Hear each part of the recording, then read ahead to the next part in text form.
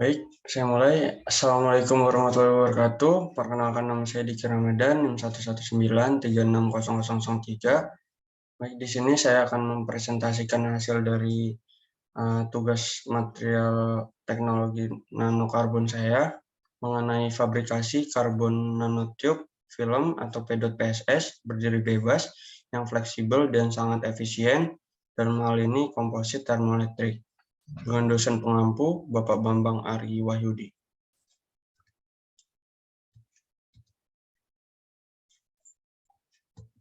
Baik, untuk outline yang saya bawakan pada kali ini yaitu ada pendahuluan, lalu bahan yang digunakan, lalu metode yang digunakan, hasil dan pembahasan, kesimpulan dan saran, dan terakhir daftar pustaka.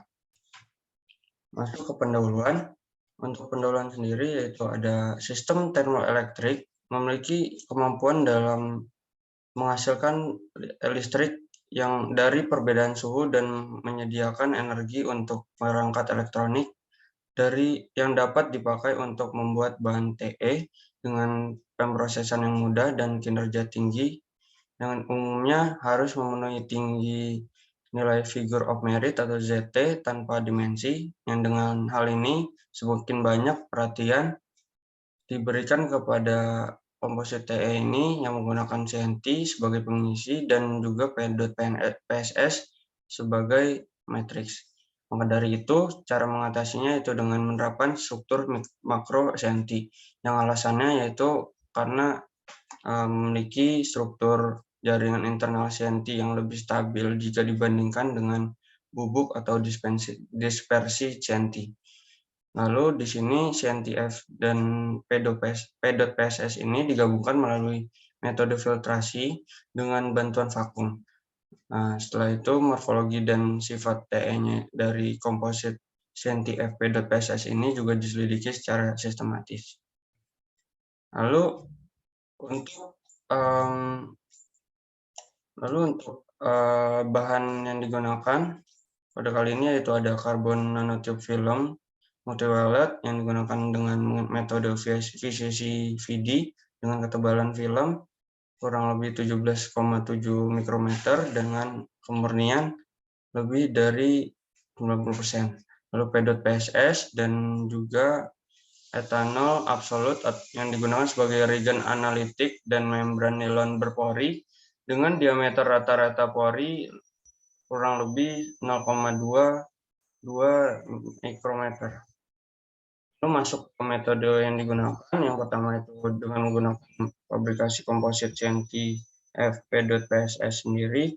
Yang pertama itu kita jumlah P.PSS ditambahkan ke etanol dan kemudian diaduk dengan kecepatan 150 R per menit selama 2 jam sampai campuran 30 mm itu terbentuk dengan masing-masing berat isi pada P.PSS yaitu 30% dan 60%. Lalu kedua, setelah itu direndam CNTF-nya yang berbentuk persegi panjang dalam campuran P.PSS etanol selama 15 menit. Lalu setelah itu preprek-nya itu kemudian ditempatkan pada membran nilon dalam corong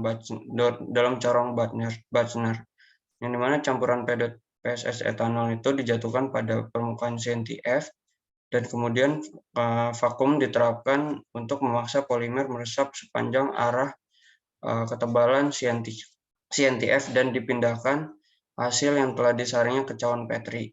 Setelah itu, jika ada kelebihan, lalu dicuci selama 3 kali dengan air deionisasi dan etanol, kemudian komposit CNTF P.PSS-nya dikeringkan dalam oven vakum pada suhu 60 derajat Celcius selama 6 jam.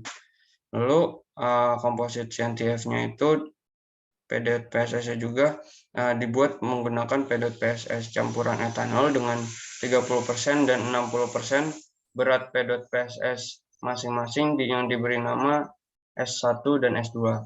Nah, metode ini dapat menginfiltrasi P.PSS secara seragam ke dalam CNTF sepanjang arah ketebalan dan memastikan penetrasi polimer yang cukup untuk komposit.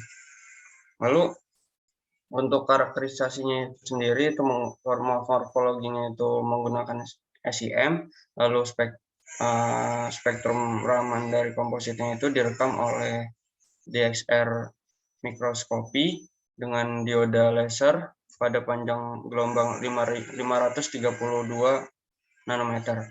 Nah, kemudian selanjutnya dilakukan pengujian pada koefisien Seebeck dengan uji TE film tipis dengan kode MRS3L dalam atmosfer vakum dari 300 Kelvin hingga 360 Kelvin. Setelah itu baru diresistansi dengan multimeter digital. Masuk ke hasil dan pembahasan. Di hasil ini pada gambar 2A itu untuk CNTF murni itu memiliki jaringan padat yang terus-menerus dengan banda CNT yang terdiri dari nanotube yang dirakit dan dijerat. Karena jaringan konduktif kontinu ini yang efisien, CNTF ini memiliki konduktivitas listrik yang sangat baik. Lalu dibandingkan dengan S1 dengan S2-nya, itu bedanya hanya untuk meningkatkan konsentrasi berat P.PSS-nya dari 30% menjadi 60%. Lalu untuk gambar yang 2B-nya itu menunjukkan fleksibilitas S2 yang dimana dapat dengan mudah ditekuk, diputar, diikat, dan bahkan diangkat dengan beban 200 gram yang menunjukkan bahwa potensi dalam aplikasi perangkat energi itu fleksibel. Lalu di sini didapatkan hasil spektrum Ramannya, yang dimana dilakukan analisis untuk membuat penyelidikan yang jelas tentang perubahan komposit pada tingkat molekuler, yang dimana CNTF itu menunjukkan bahwa puncak primer yang kuat di dekat 1582 per cm itu, yaitu G-band-nya itu menetapkan keadaan grafit yang teratur, dan puncak intensitas rendahnya di dekat 1346 per cm itu D-band-nya itu mewakili struktur grafit yang tidak teratur. Lalu band dekatnya itu 2690 per cm itu adalah tambahan dari D-band, yaitu G-action band. Lalu puncak pada 439 per cm itu merupakan pembengkokan SO2. Lalu 579 per cm itu deformasi cincin oksietilen. Lalu 990 per cm itu deformasi cincin oksietilen. Lalu pada 1258 per cm itu merupakan peregangan antar cincin C alfa dikali dengan C alfa aksen. Lalu 1431 per cm itu merupakan vibrasi peregangan antara C alfa sama dengan C beta yang dimiliki oleh P.PSS. Lalu puncak untuk S2-nya itu pada 1346 per cm, lalu 1579 per cm, dan 2690 per cm yang dikaitkan dengan D-band, G-band, dan G-action band dari CNTF. Sedangkan puncak pada 1400 per cm itu dikontribusikan ke P.PSS yang menunjukkan bahwa komposit CNTF P.PSS ini berhasil disiapkan. Lalu lanjut di gambar 4 ini, untuk gambar 4A sampai 4C itu menunjukkan bahwa adanya ketergantungan temperatur dari koefisien Seebeck, lalu konduktivitas listrik, dan PF dari CNTF S1, S2, dan S2. Lalu ketika suhu terukur kurang dari 320 Kelvin, CNTF itu memiliki koefisien Seebeck yang tertinggi. Namun ketika suhu yang diuji adalah 320 Kelvin, itu koefisien Seebeck S1 dan S2-nya itu berada di luar dari CNTF.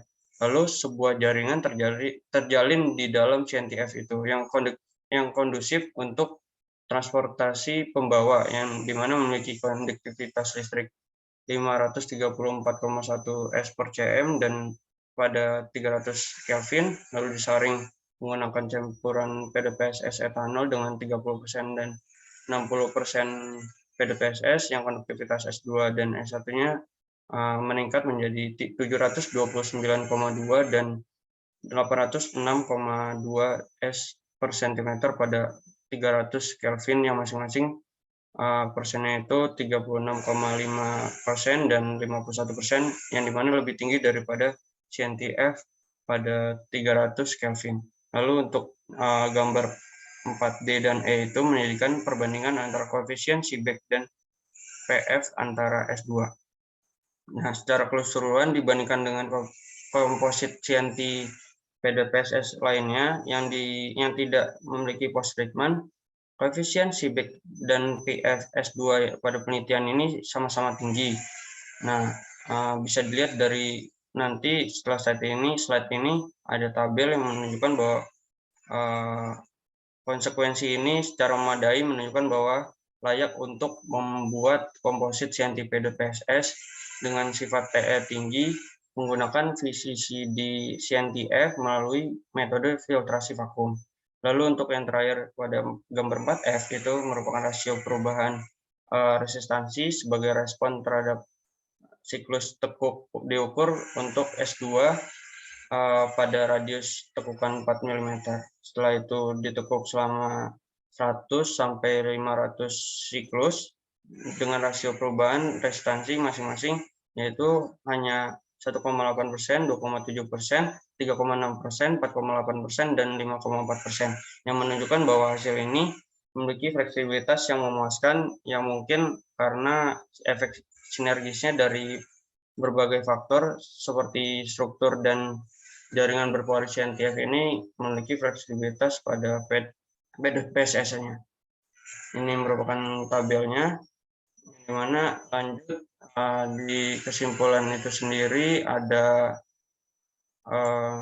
menunjukkan bahwa CNTF yang berdiri bebas dan fleksibel itu disiapkan melalui metode filtrasi dengan bantuan vakum yang menunjukkan bahwa faktor dayanya itu 339,6 mikrowatt per meter per Kelvin pangkat min 2 pada 320 Kelvin, dan konduktivitas listriknya yang sesuai itu dan koefisien Seebeck-nya juga masing-masing yaitu 742,4 S per cm dan 67,7 mikrovolt per Kelvin, yang dimana nilai faktor daya CNTF PDPSS ini paling tinggi jika dibandingkan dengan komposit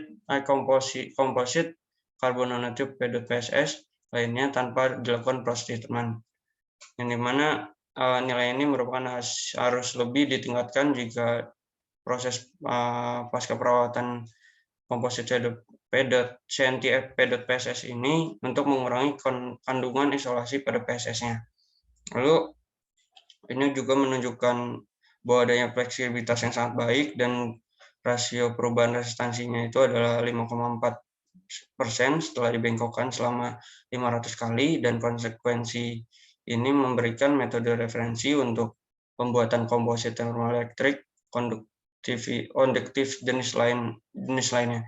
Untuk sarannya perlu dikembangkan lebih baik lagi tentang CNTF PDPSS ini dikarenakan perkembangan inovasi terkait dengan kegunaan dari CNTF PDPSS ini sangat dibutuhkan. Ini merupakan daftar pustaka yang saya bawakan. Lebih kurangnya mohon maaf. Kepada Allah saya mohon ampun. Assalamualaikum warahmatullahi wabarakatuh.